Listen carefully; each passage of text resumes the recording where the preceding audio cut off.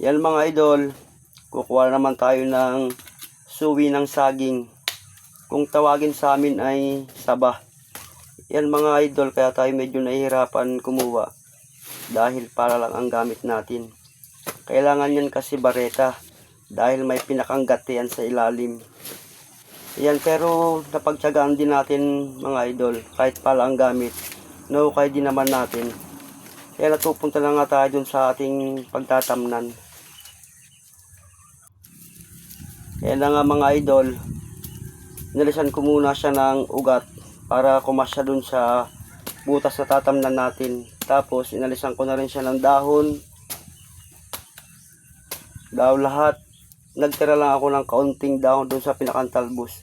Kasi kung itatanim natin siyang may dahon, malalanta din yan. Kaya inalis na lang natin. Kaya mga lods, inumpisan ko na lagyan ng lupa para pinakang pampatibay niya. Kasi kung wala tayong ilalagay dyan ng lupa, unti-unti yan babagsak. Yan, kaya yan, dinasik ko siya, nilagyan ko siya ng purong lupa. Yung iba kasi sinasangkalan nila ng bato. Dito sa amin, bira ang bato, lupa lang talaga. Kaya yan na rin ang ginamit ko para pinakapampatibay niya, lupa. Inayos ko na lang. Ayun, napapansin ko siyang tumatagilid.